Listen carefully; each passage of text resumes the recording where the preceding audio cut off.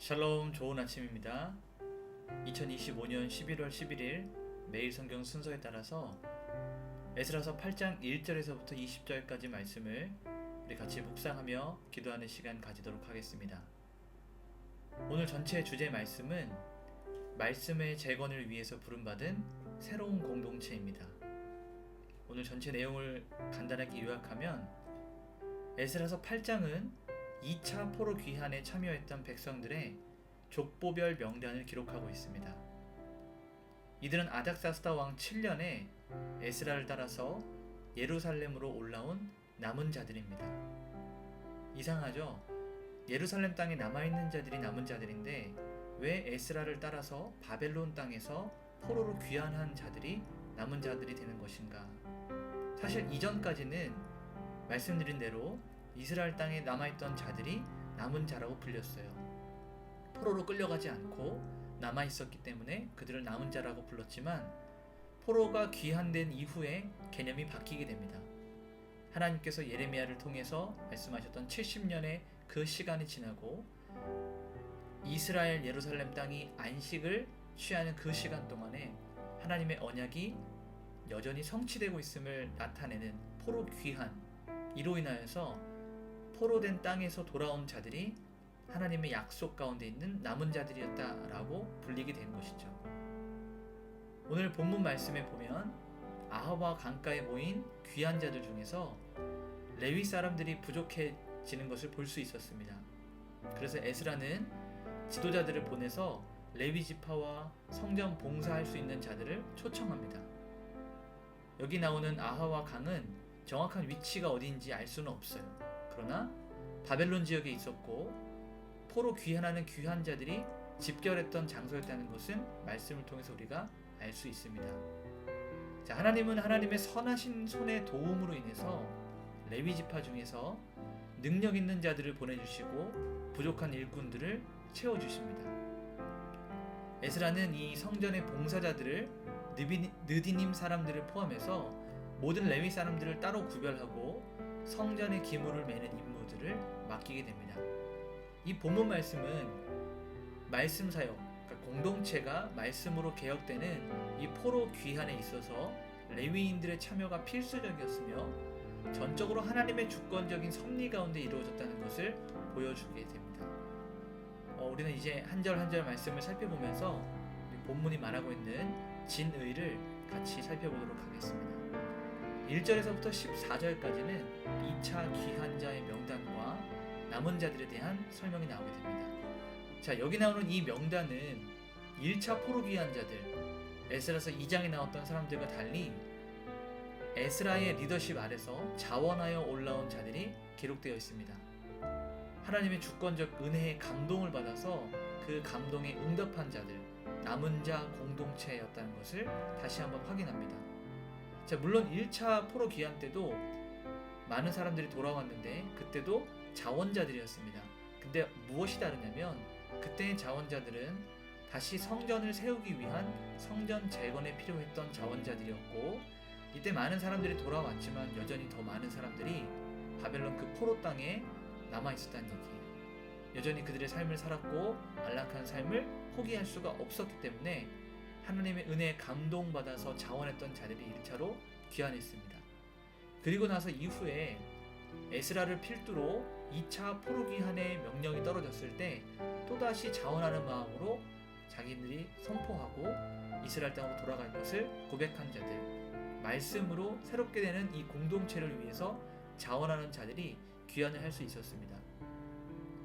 2차 포로 귀환의 귀환자 수는 여기 본문 말씀에 사람의 수를 더해보니 1,500여 명으로 1차 포로 귀환 약 42,000명에 비해서 훨씬 적은 숫자였습니다.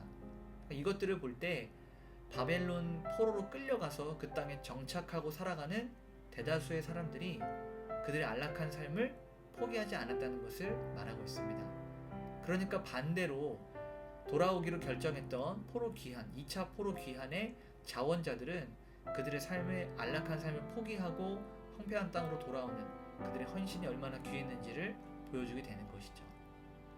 자, 15절에서 17절 말씀을 보게 되면 레위인들이 얼마나 부족했고 그들을 다시 부르고 초청하는 이런 장면이 나오게 됩니다. 15절에 보니까 에스라가 아하와 강가에서 무리를 모아봤는데 레위 자손이 한 명도 없는 거예요. 여러분, 레위 자손은 성전에서 봉사와 또 교육을 맡는 이 말씀 사역의 핵심 자들이었습니다. 그러한 레위인들이 없다라고 하는 것은 굉장히 심각한 문제였죠. 왜냐하면 말씀의 공동체, 하나님 율법에 의해서 새롭게 세워지는 말씀 공동체가 세워지는데 말씀에 관한 자들이 없다는 것은 큰 문제였습니다. 그래서 존 파이퍼 목사님은 이 사역의 리더십에 대해서 이야기할 때 하나님의 사역은 단지 일반인들의 열심만으로 온전해질 수 없다. 말씀의 전문가인 레위인과 예배를 섬기는 사람들이 반드시 필요하다라고 강조했습니다. 영적인 제거는 말씀과 예배를 전담하는 이 전담자가 분명히 필요하다는 것을 우리에게 보여주고 있는 것입니다. 자, 16절에 보니까 에스라는 지도자들을 보내서 잇도 등 레위 지파의 지도자들을 찾아가서 함께 동참해달라고 간청합니다. 이는 지도자가 사역의 부족한 부분을 채우기 위해서 적극적으로 헌신자들을 구별하고 요청하는 모습들을 볼 수 있는 것입니다. 오늘날도 마찬가지죠. 우리 교회들에 보면 많은 헌신자들과 필요한 사람들이 많이 있는데 일손들이 여전히 부족한 것은 사실입니다. 그래서 리더들이 교회에서 섬기고 있는 자들이 또 다른 리더와 또 다른 헌신자들, 또 다른 봉사자들을 채우고 구하기 위해서 열심히 노력해야 되는 부분이 있다는 것을 말씀을 통해서 우리가 적용할 수 있는 것이죠. 자, 18절에서 20절까지 말씀을 보게 되면 하나님의 섭리가 있었고 그 필요한 일꾼들이 채워지는 것을 볼 수 있습니다. 18절에 계속해서 반복적으로 등장하는 것이 하나님의 선하신 손이에요. 에스라가 간절히 초청을 했고 더불어서 하나님께서 주권적으로 레위 지파 중에서 능력 있는 자들을 보내주셨습니다. 이전에는 아하와 강가에서 레위인이 하나도 없었는데 하나님께서 보내주셔서 능력 있는 레위인들이 모이기 시작했습니다. 물론 지도자들의 노력도 필요했고 간청하고 초청하고 불러오는 일들이 중요했지만 하나님의 일에는 가장 중요한 것은 하나님의 주권이다라는 거예요. 그래서 에스라 전체에 걸쳐서 하나님의 손이 여러 번 등장하게 되는데 이는 하나님의 능력과 하나님의 은혜를 상징하고 있습니다. 자, 그리고 20절 말씀을 보게 되면 느디님 사람이 나오게 되는데요. 이 느디님 사람들은 성전에 아주 하찮았던 허드렛 일을 담당했던 봉사자들이에요. 그러나 그들까지 포함해서 성전의 봉사자들이 모인 것은요, 모든 직분과 헌신이 성전 사역을 이루는 데 있어서 균형을 가지고 있다. 꼭 레위인만 있어야 되는 것은 아니고 느디님 사람들처럼 다양한 일들을 할 수 있는 봉사자들도 필요하다는 겁니다. 그래서 교회는 어떤 특정한 사람들에 의해서 특정한 그룹에 의해서 움직여지는 것이 아니라 모든 사람, 모든 영역, 모든 섬김을 통해서 함께 이루어져 가는 것입니다. 오늘 우리 이 말씀을 원포인트로 정리하면 하나님의 말씀으로 새롭게 세워진 공동체는 모든 직분이 다양하게 필요하다는 거예요. 에스라의 2차 포로 귀환은 성전 재건을 넘어서 이 공동체의 영적인 정결, 말씀으로 세워지는 아주 중요한 사명이 있었습니다. 근데 핵심 일꾼이었던 레위인이 부족했죠. 그래서 에스라는 지도력을 동원해서 간청했고 그 위에 하나님의 선하신 손이 임해서 부족함들을 채워주셨습니다. 우리의 사역들도 마찬가지로 인간적인 부족함과 하나님의 주권적인 능력이 만나는 그 지점에서 완성이 되는 겁니다. 드러나는 레위인들 뿐만 아니라 허드렛 일을 담당했던 느디님 사람들까지 모두 하나님의 일에 있어서 귀한 사람들이다라는 것이에요. 오늘 이렇게 우리 삶에 이 말씀들을 좀 적용했으면 좋겠습니다. 먼저는 말씀의 회복이 있었으면 좋겠어요. 레위인을 찾아 나섰던 에스라처럼 내 안에 하나님의 말씀을 날마다 새롭게 하는 그 방편을 찾고 구해야 됩니다. 가만히 있으면 하나님의 말씀이 우리에게 다가오는 것이 아니라 말씀은 우리가 노력하고 찾아서 듣고 읽고 보아야 되는 것이죠. 여러분의 삶이 매일매일 말씀으로 새롭게 되길 소망합니다. 둘째는 우리 은혜를 좀 고백했으면 좋겠어요. 주어진 모든 상황과 순간들 가운데서 계속해서 반복되는 하나님의 선하신 손에 대해서 감사하고 그 선하신 손이 나의 삶 가운데 있을 수 있도록 계속해서 도움을 요청했으면 좋겠습니다. 오늘 이렇게 기도합시다. 하나님의 선하신 손을 다시금 구합니다. 하나님, 나의 능력을 넘어서는 모든 영역에서 하나님의 주권적이고 선하신 손이 인도하시고 다스려 주시옵소서. 또 이렇게 기도하면 좋을 것 같아요. 새롭게 말씀으로 세워지는 이 공동체에 하나님 힘을 더하여 주시옵소서.